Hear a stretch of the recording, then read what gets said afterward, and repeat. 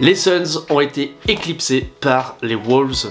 Les jeunes ont remporté 4 manches à 0 leur opposition face aux expérimentés Phoenix Suns. On va donc parler de cette série et de la suite pour les deux équipes. Commençons par le match qui a été le match décisif, le match du sweep. C'est la première fois donc que Minnesota arrive en playoff à se débarrasser sans aucune défaite de son adversaire, et ça se fait face à une grosse équipe quand même des Suns. On reparlera de cet effectif qui est déçu quand même dans l'ensemble.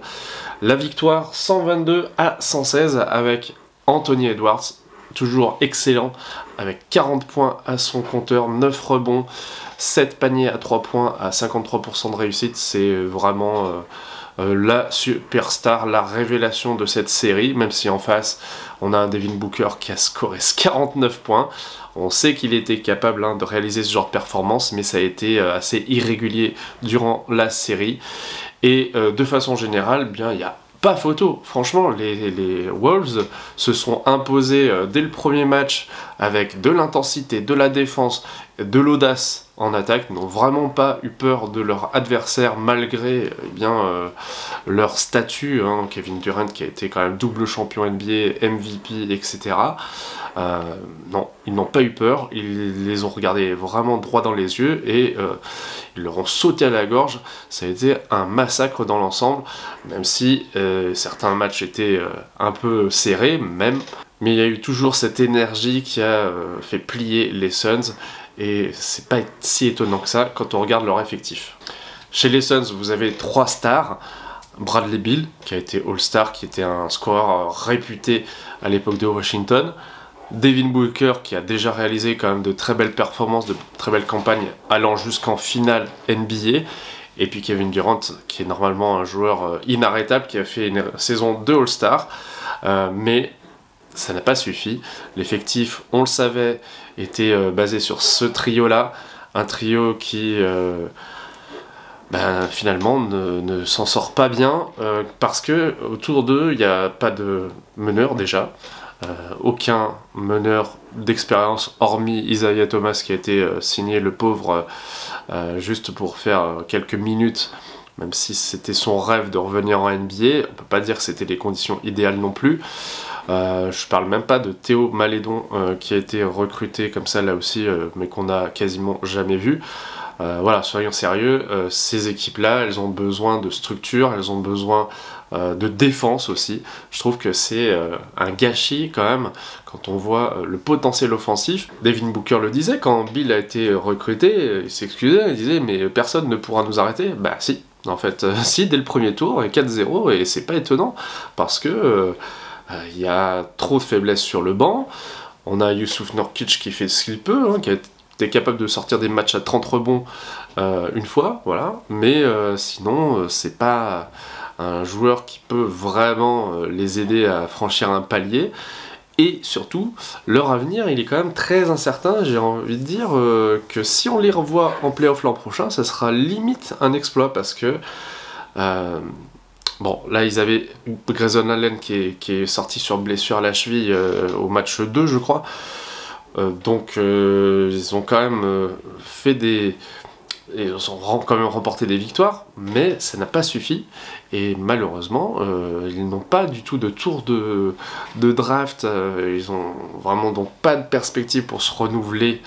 Il va falloir sans doute faire des changements, à commencer peut-être par le coach Frank Vogel, qui était apparemment pas vraiment en phase avec le groupe.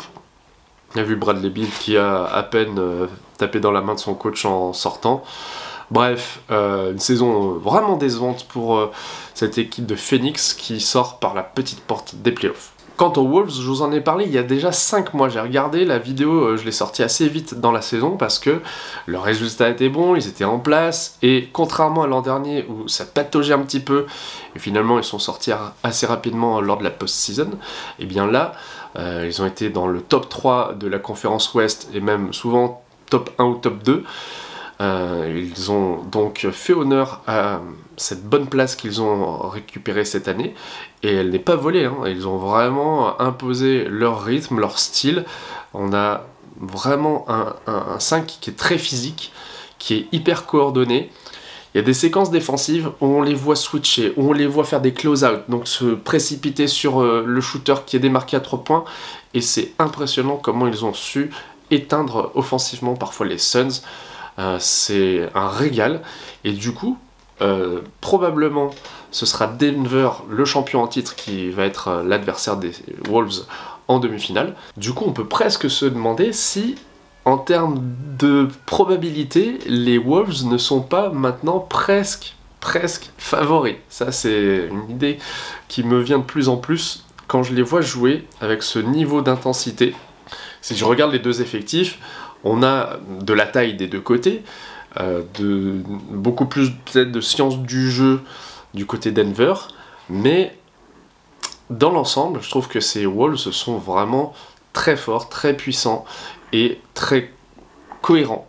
Anthony Edwards tourne à 31 points, 8 rebonds, 6 passes sur ce premier tour de playoff. Je vois pas ce qui peut l'arrêter honnêtement chez les Nuggets potentiellement ou chez les Lakers. Donc il y a vraiment une carte à jouer.